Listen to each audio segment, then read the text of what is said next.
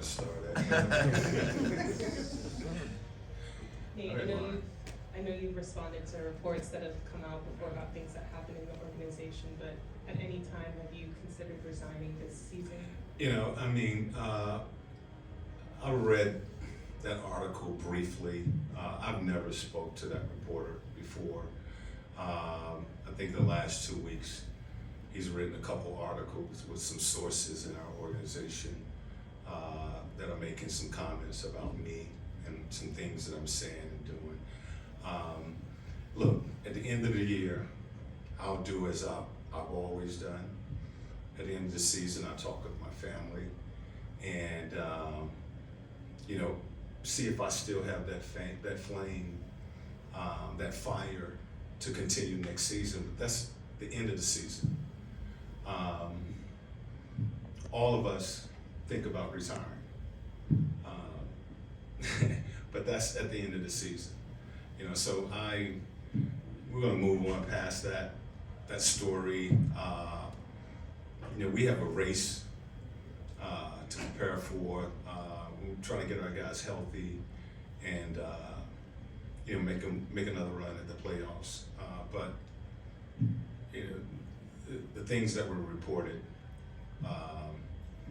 Look, I'm here to coach this team, and you know, I've talked to Tony many times, and you know, our goal is to make the playoffs, and that's what I'm working towards.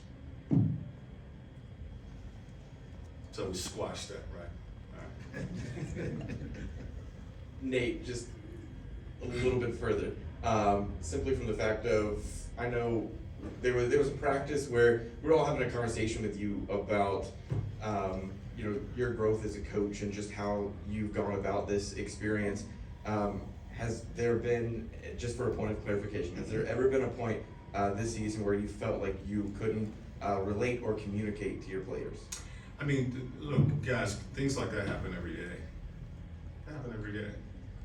You know, when you drop a game, you know, you're trying to figure out how to get that team back right and doing the right thing. So you're always going to be looking. I'm 58 years old.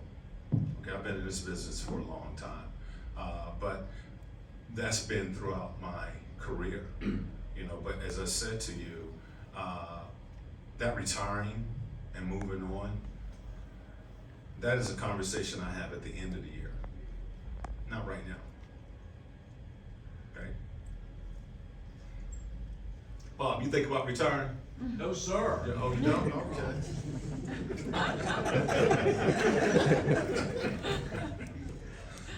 Hey, Coach, on a lighter note, being a former player, as you mentioned, and now being a coach, with you guys facing the LA Lakers tonight, can you just talk about LeBron's legacy in the NBA and what he's meant to the league overall? He has the highest basketball IQ I think I've seen on the floor. You know, this guy is capable of playing 5 positions, and he will play all 5 positions. He's a coach, quarterback, leader, out on the floor, and you know, he is a guy that he plays chess out on the floor with the opponents. He's that intelligent far as the feel of the game, the strategy of the game. You know, I would compare him to a guy like Tom Brady. You know, those guys, they have had this type of success because of their skill and their IQ in the game that they play. And LeBron is, you know, I don't know if I've seen a player with a higher basketball IQ. You know, a lot of people want to compare him to Jordan, and I compare him to like Magic.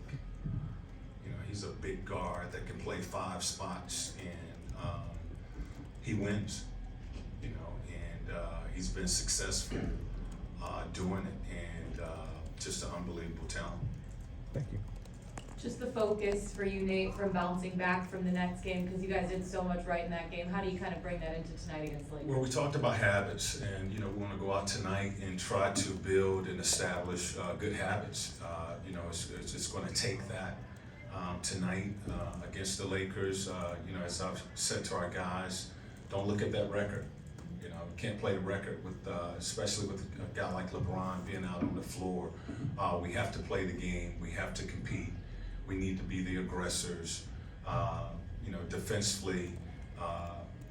Keep these guys out of transition, all the things that we talk about really every game, taking care of the basketball, not turning it over and getting back and, forcing them to shoot over the top of us. If we're allowing those guys to get out into transition and, playing in our paint, then it's going to be a long night for us. So, respect this team, which I know we will, and play the game. Nate, Go for it. obviously them not having Anthony Davis, they'll have tendencies where they'll play small. Yeah. Do you see an opportunity to attack the paint a little bit more and be a little bit more aggressive inside? Absolutely. I mean, that's our goal every night, is to attack the paint and, be aggressive, trying to force that defense to collapse. And if they don't, get to the rim or get to the free throw line.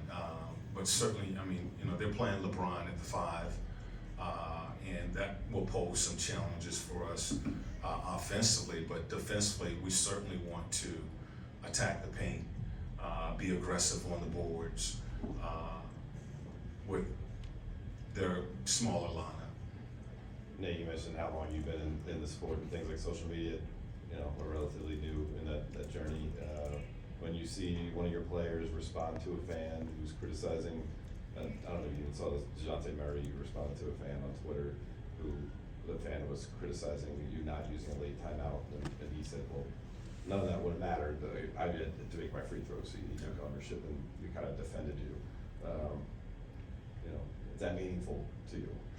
Absolutely. Our guys know what we're thinking in situations like that, and we've talked about that really throughout this season. We've been in that situation a couple times, and where if there's a certain score or we feel like we can get that ball on the run and allow our guys to play. There are times when we tell our guys to go, that we're going to go, so that they can't get their defense set.